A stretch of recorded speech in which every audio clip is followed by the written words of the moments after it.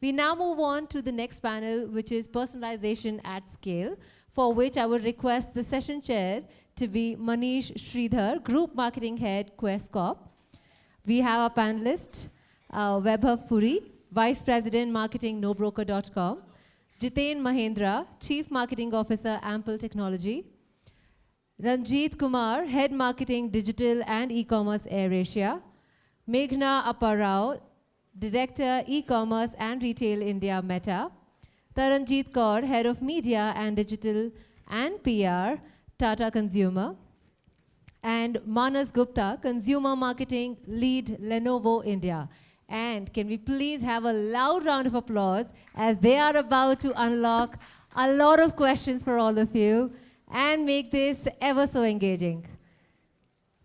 Thank you very much, ladies and gentlemen, for joining us this late. I know we're running behind on the session timings. Let's start. The entire panel is excited about sharing their ideas about personalization and how personalization has evolved over the last few years. So before I start asking questions to the panelists, what does personalization actually mean to the consumer today? So if you look at it from a food industry, or it's a brand that's trying to target a certain product that is specific to my behavior and my habits. And so if I want, today I'm craving a burger, they pitch a burger because they've seen that I constantly buy a burger every week. So the brands are getting my data, are able to see my behavior on social media, online, and customizing your content to help me make that decision to go with the brand. Now, why is personalization so important today from brand's perspective? It's easier for a brand to get acquisition from personalization. A McKinsey report says 40% of, there's an increase in business by 40% due to personalization. So there's acquisition, there's retention. So all this is far more easier with personalization. And the next thing I want to also bring up is, according to McKinsey report, 70% of the consumers expect personalization today. So even in this room, I'm sure all of you are consumers of personalization and would love to get a personalized message rather than a very generic message to engage with a brand. So given these numbers, it becomes far more important to also note that 80% of the consumers have shifted their behavior in the last 18 months. Now, if you don't get into the personalized version of communication, how will you know if the consumer has moved from your product to another product, or they've changed their behavior, and how do you go about targeting them and ensuring they stay with your brand? So given this context, broadly the framework for personalization would be data. How do you have access to your data? Second, based on the data, how do you segment it or micro-segment it to help you make decisions? The third is design. How do you design your content specific to the consumer?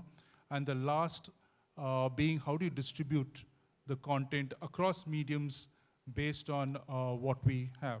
So to start with, Meghna, sorry.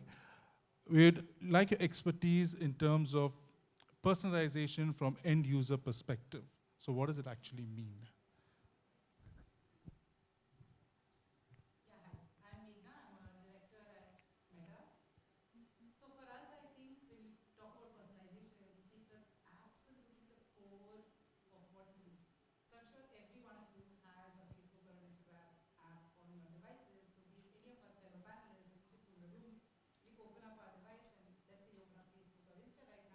we're going to see different content, right? Some of you, like me, is going to see as a pet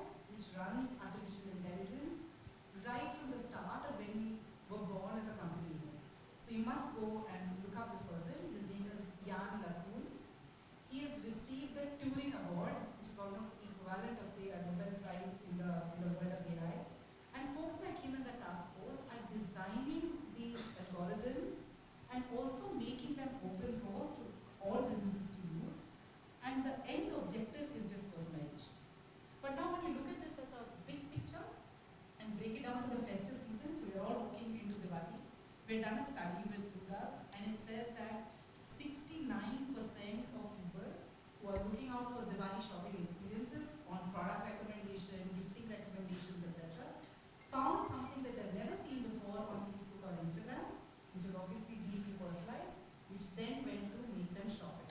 So 2 out of 3 Diwali shoppers say they bought something online because they discovered it on a Facebook or Instagram. So I think this is the magic of what personalization can do because it's so targeted and so specific. Another very interesting fact, and I'd love you to go and read more about it, is what we call Gen AI or generative AI. It's a fabulous way to remove a lot of operations heavy lift from all of us as marketers. So these tools that Facebook has launched, or Meta has launched, are integrated with our Facebook Ads Manager systems. So what you can do is you may put up one creative, but the Gen AI tools decide this background, this template, this language kind of combinations. And the study which we did with our advertisers in an AI sandbox says that they save up to 1 month of time in terms of marketing operations efforts just by using the Gen AI tool. Now, while it's great in terms of efficiency on time and resources, then the more important one for most of us is business outcomes. So we actually found using that same Gen AI tools and stuff like that, a 14% increase in spend by customers who are accessed by these AI-powered advertising mechanisms as well. So I think lots of stuff happening where personalization is really, really at the core and certainly a big trend of the future. Thank you very much, Meghna. Now, that is from the channel perspective. Now, once we come to the consumer product, Taranjeet, where do you see, from Tata Consumers having so many products, how do you handle personalization in your segment? I think from a Tata Consumer perspective, we have been, I think, the pioneers of creating the hyper-local targeting specifically from Tata Tea perspective, right? And the personalization bringing on to different brands of Tata Tea. And one such example I would like to tell you is, every tea brand, okay, today when they look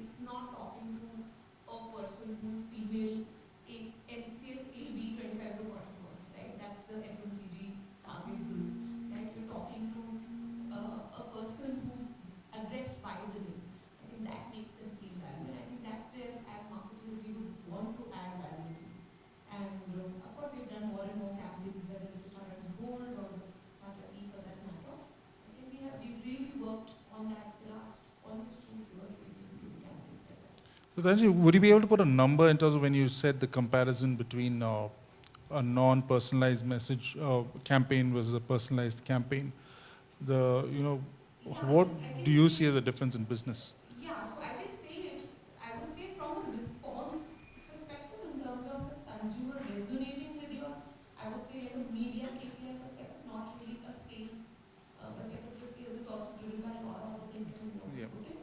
But from a media KPI perspective, the media KPIs obviously go up to X, right? In terms of how people, a BTR number, or maybe even if it is a CTR number, or even if it is somebody just interested in filling a form, that itself calls for it, right? I mean, today everybody is becomes so much conscious of filling a single form because everybody is so worried about the privacy of data.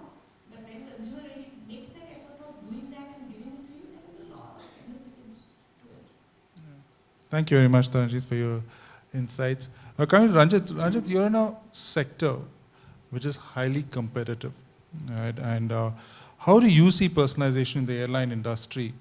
And how do you kind of put it in for the consumer to ensure you get the market share and retention, like you were saying? So how do you ensure this through personalization? It's very critical for us, right? And if you look at it in India, it's if you look at it in the industry, it's close to about what 500 plus or aircrafts in India. And you look at a flying audience for 22, 23 is about 7 lakh, 37 crore, 52 lakhs. And if you look at like somebody like Meghna or somebody like Taranjeet, flying price for, if you cut down, you're actually flying, the flying audience in India, it's about a crore or 1.5 CR. Look at the population reserve is, where the actual flying audience. So cutting down or eliminate all of this thing itself, start at, where we are trying to target the flying audience, that is where the personalization or kind of the journey that we start. And if you look at the data that we collect also, it's more accurate, after the BFSI sector. Like here is what, you give your accurate data, your name, first name, last name, phone number, email ID. Because otherwise you may not allowed inside airport, or you may not get a notification where your flight is delayed and other things. And for personalization, it is very critical for us also, like sending a right communication, connecting the system or being relevant. So it's all about, one message you might be getting that, there's your flight is delayed. On the other message you are getting, hi, what did you book a holiday to Goa? Like, how do you connect systems? Like, this happened a lot of us, right? And there's one end, you are talking about your baggage is torn, you are going and commenting on this thing. On the other end, you are getting like, your flight is delayed message. So it's all about how you keep connected and being, suppress the right audience and giving the right personalized communication. So what we do is something like, an example, like we have an NPS score and like 10 score, like we suppress them out of marketing. At least for next 30 days, then we start a journey with them saying that, why we had a bad experience, like here is a 500 rupees voucher, why don't you try our meal message. And moreover, we start with, when you log in, your experience become much more better. And there's one other campaign that we run is for a solo woman traveler. When you travel, when you pick up this thing, you get a specific offer. So like those kind of personalization, we know like some PNR level, how many passengers, from where to where, what time, and all of those stuff. It's just if you are not relevant, and if you are not correct, and if you are this thing, it's very difficult to be in this industry. And in terms of the data you mine, where do you focus in terms of the funnel? Do you focus on acquisition? Do you use your AI tools to? The audience is very limited. We focus more on retention. Okay. Being part of the Tata new this thing, only participating and then using the Tata new system. And of course, while our data is access to Tata new, and we got an data similar from ONMG, Cult, and all Big Basket and other thing, ISCL, and all of this thing. Like we don't have direct access, but we can get a surrogate audience, like who's flying to Goa, like, and this gives an access to like if you're starting a new sector, it gives an already who has flown or a potential member there, or tier matching, like for example ISCL high tier get matched once jet setter, which is a larger tier for us, rather than starting from the base tier. So these are the kind of personalization that we have done with Tata integration, tier mapping, IHCL somebody this thing or somebody 1MG. Like 1MG we used during COVID times when your test was mandatory. So somebody from traveling from one city to B city, so they have the data. Then all you need to do, and this is a potential audience for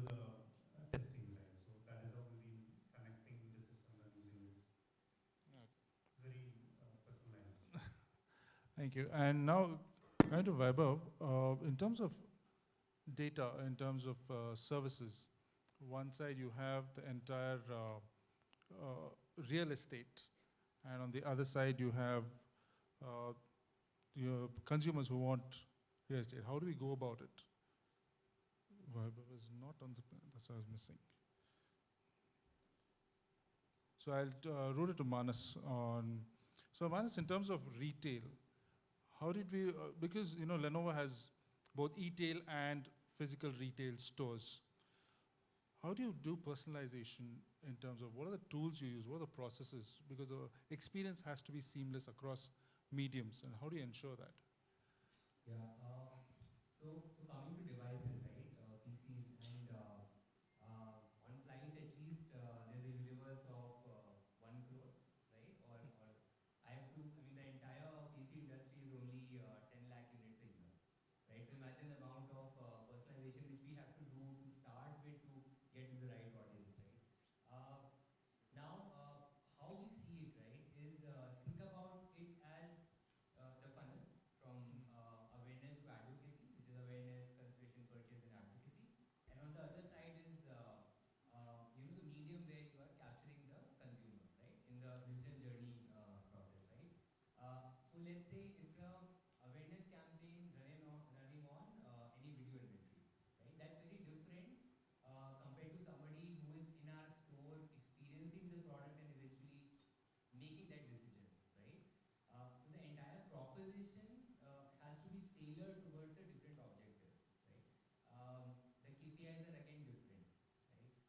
But it's critical to get a similar experience at a certain level, but even more critical to get the proposition right. So let's say it's a brand campaign talking about the brand, but then in the store you're only talking about, let's say, pricing, right? That's fair because that's the objective, in the whole 2x2. However, it has to roll up to the right message or the right proposition, right? You don't want to confuse customers because that's a detrimental effect on the overall ROI that you want to drive with your personalization, right? So that's how we map it across. And as you mentioned, tech enables everything. Starts with data, starts with a lot of experimentation, and it's critical to measure everything, have KPIs, both input, output, efficiency. Also, one thing really critical to have a North Star metric across all these bits, right? Because as Meghna was mentioning, Meta gives us so much data, right? 10 things I can look at, but I only figure out hey, what's critical for me, right? Is it impressions? Is it sellout? Right? Is it leads? So it's critical to define where you want to run, right? And then everything gets optimized sort of in that direction. So that's how we generally map the decision journey of consumers, and then we try to optimize it over a period of time. Great. And in terms, similarly, when you look at, from Imagine perspective, so you also have your stores and e-tail. How do you go about having the experience similar to what Lenovo is doing at the moment?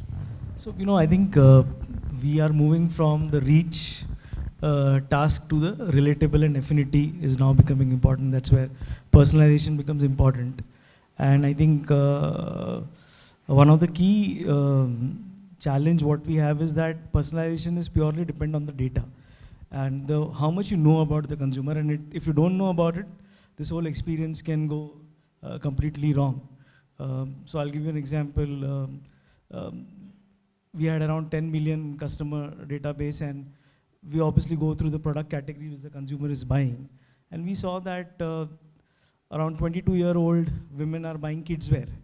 Now obviously the system was triggering Happy Mother's Day, Children's Day, all sort of communication was going to the individual. Then we realized that actually that customer has not bought for himself but bought for someone else.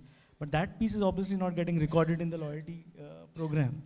And I have to give you that when in most of the personalization and AI is based on your loyalty and the data what you have, the first party data.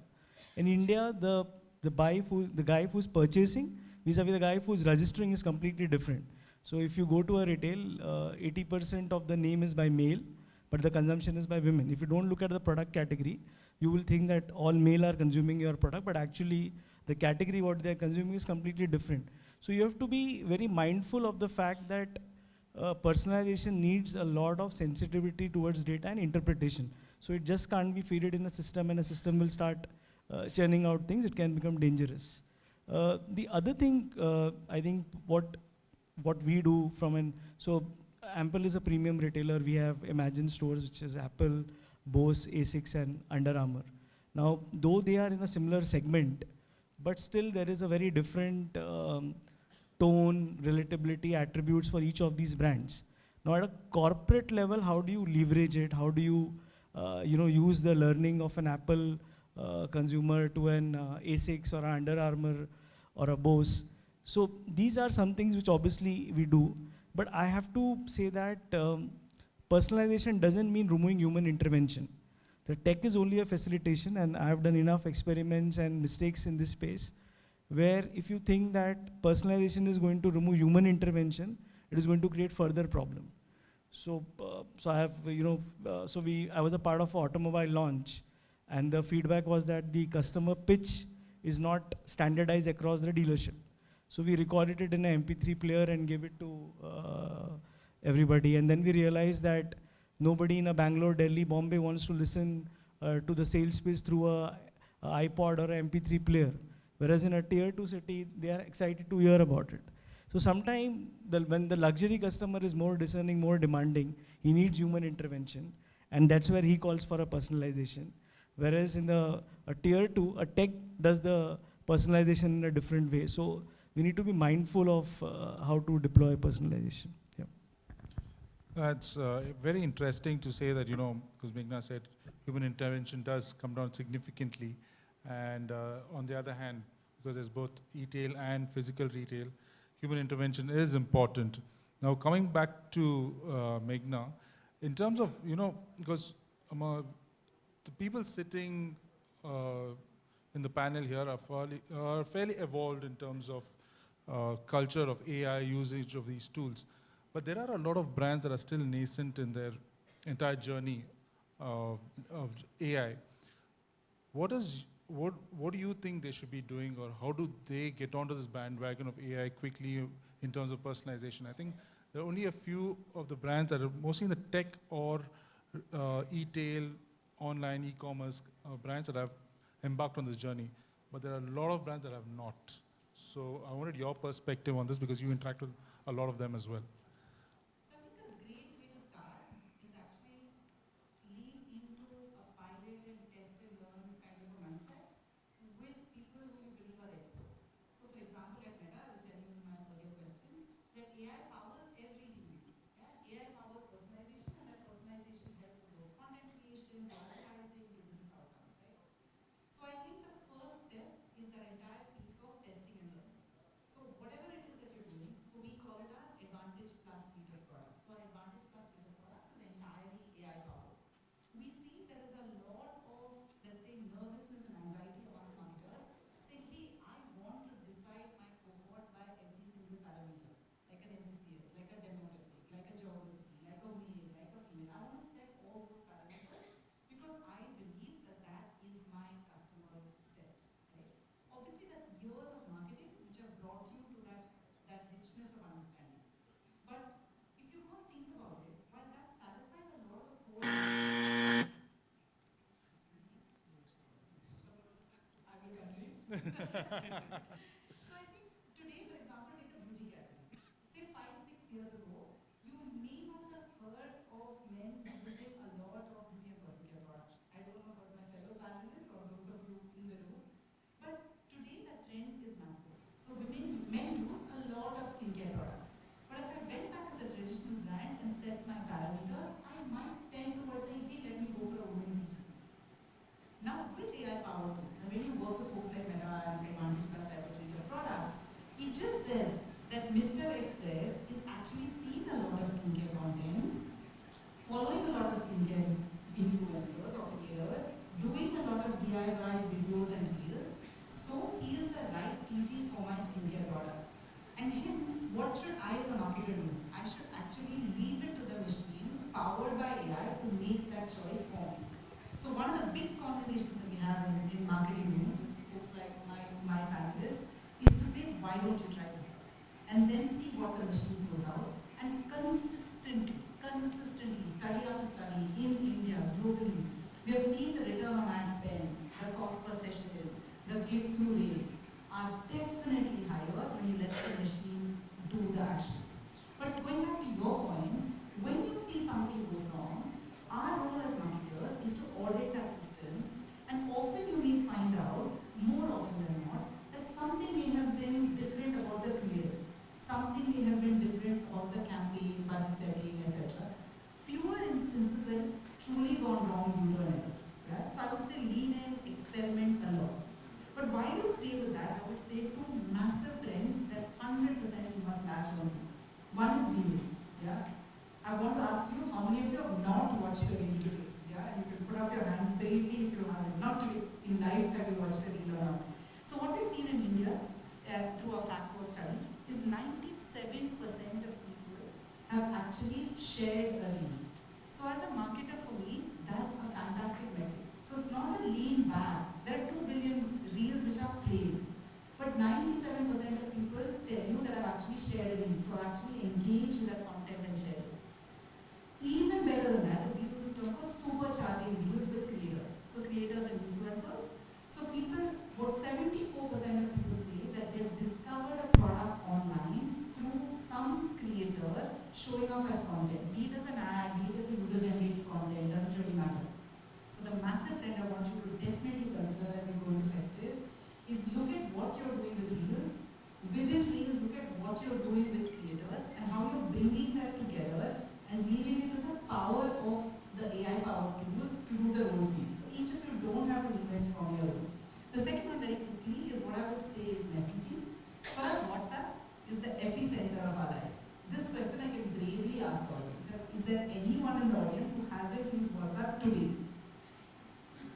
In the last 10 minutes, apart from us. So WhatsApp is a lifeline. Yeah? Internationally used very well, but in India I cannot find a single person who does not use WhatsApp at least in the past 10 minutes.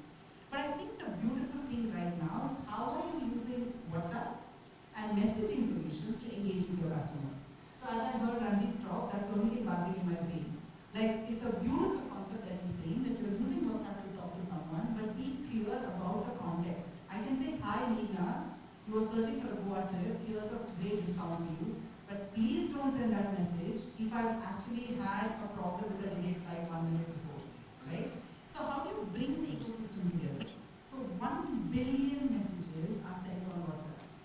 75% of people from a factual study have said that they have bought a product based on a message interaction that they've had with them, and they're making these choices. Me and Manish were talking about this, again an interesting fact, is just about 5 years ago, definitely the folks like us in the room, you would have said that if I have a problem, I want to call a customer service center. I want to call someone, I want to ask someone. But today, we are the same people, they say, hey, actually I don't want to talk to anyone. Just give me an interface, I want to interact and finish that. And you make a choice where people say, give me a WhatsApp and a messaging interaction. About 74% of people say, give me a WhatsApp interaction to close my communication. And I don't want to interact either with a human, with an email, or with an SMS. So the 2 big things I would say, reels and messaging. Look at that as a part of your strategies. Overlay it with AI-powered tools that folks like Meta offer to be able to be a part of your strategy for sure.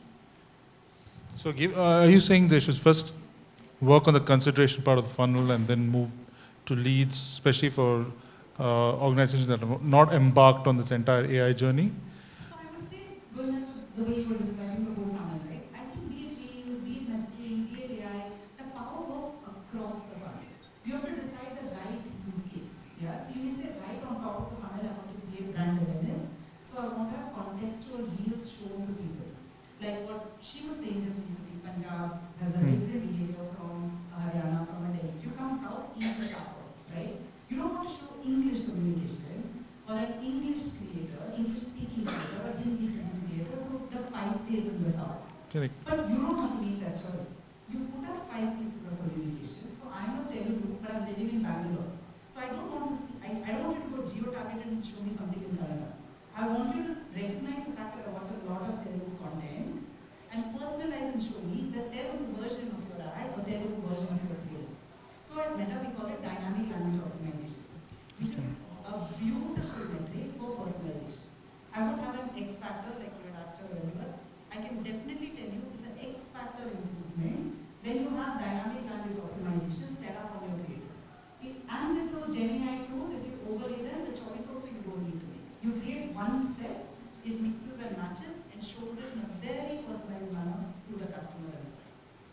that actually leads nicely into the next question, which is, how are you consistent across mediums? Like what Meghna just said, you had explained to us region-wise. Now within a region, now even if you see Bangalore, where less Kannadigas and other states. So how do you personalize from Tata Consumer perspective? So I think what Meghna was talking about is social media per se. But I think from marketing standpoint, if I look at what you rightly pointed out, as a demographic audience, maybe great for a TV sorts, right? But when I'm looking at digital, it's the digital footprint of the consumer. That is what I think what Meghna also rightly pointed out is what you need to look at, right?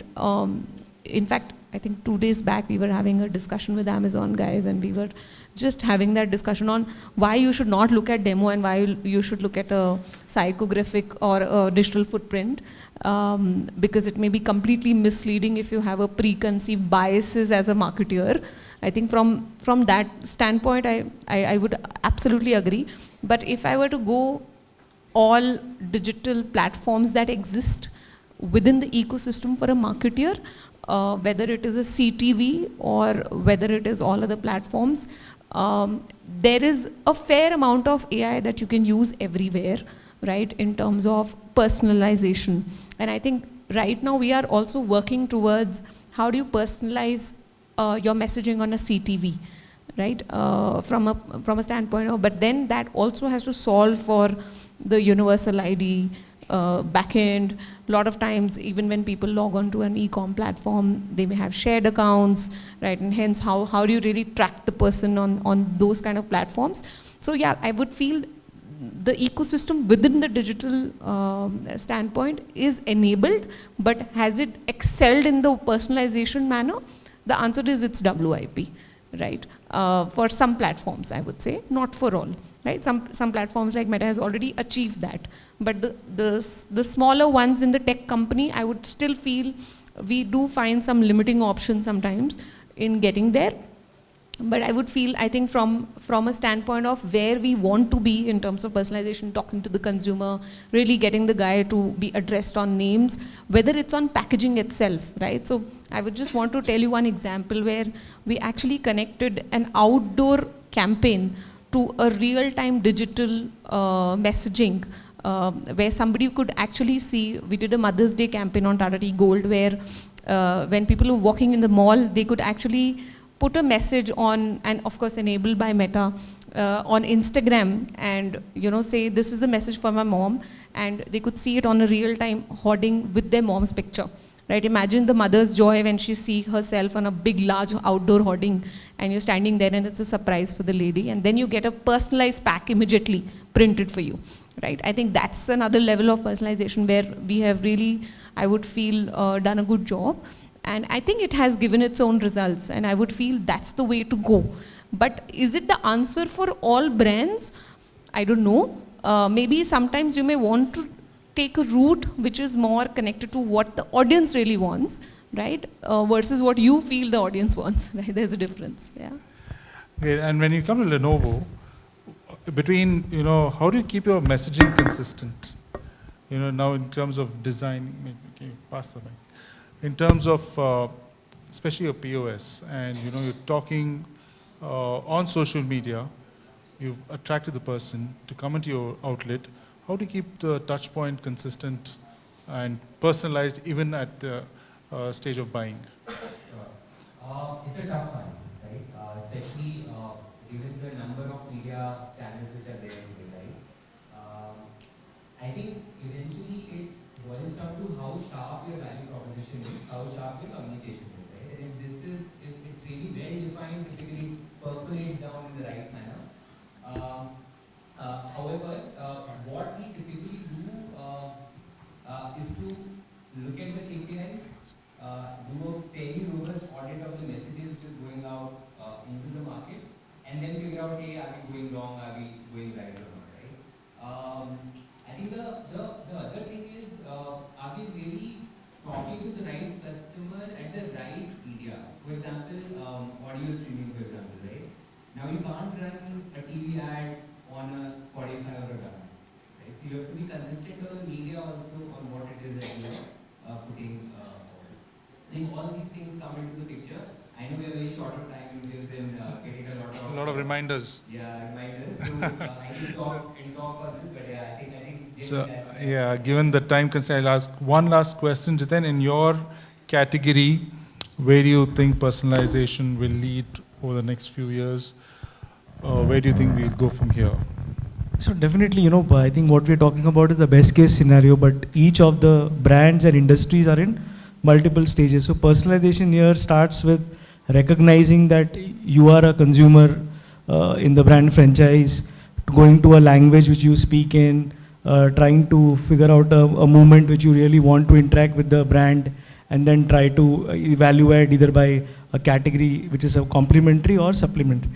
So I think each brand is in a different journey, though we are talking about the larger scale of communication, but the fact of the matter is that data, which is the enabler, can also become a problem. So how good are you in terms of solving the problem? The more the data, for example, lead generation. So let's say we are capturing a lot of cases currently also, I'm saying across brands, 40% of the consumer mobile number is not right, And so as basic as, or we have got to opt in for WhatsApp and we are bombarding the customer with so much of communication, and then we are saying the customer is blocking us. So now we are saying that, okay, give him an option of stop so that he cannot block us. So the point is that each brand will have a journey of personalization.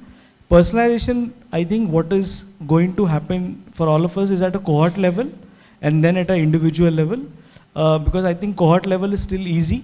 Just to give you that, for Apple, we have 500 cohorts. Now, if I have to really make personalization to that particular level, to make communication relevant for those 500 cohort itself is a task. So I think first it will happen at a cohort level, and I think that itself will solve a lot of work on personalization. And then we are talking about a single user identity, which is a dream for all of us, which we really want to achieve. And I think a lot of good work. So I think each brand is in a different journey, and we should not really get confused that personalization means that everybody will have one different communication. I think personalization means you recognize the consumer and you're talking to him what he wants to listen and you're relevant to it. I think that's the larger space which brands have to operate. Unfortunately, we don't have time. Otherwise, Meghna would have spoken about how 500 cohorts and how we can personalize messages to them. So let me conclude by saying, personalization it's not an option anymore. It is something we have to do. Any brand has to embark on this journey. Second, it has to be part of a culture to get into personalization. It just can't be marketing as a function. And finally, one of the points we've not spoken about too much is, in future, privacy will come into picture. So how does a brand and where does a brand draw the line in terms of personalization and how much of it? And at what point will the consumer start saying, this is too much information? So thank you very much for your time and patience. I know we're running late, but it was great having all of you. Wonderful insights and great audience. Thank you very much.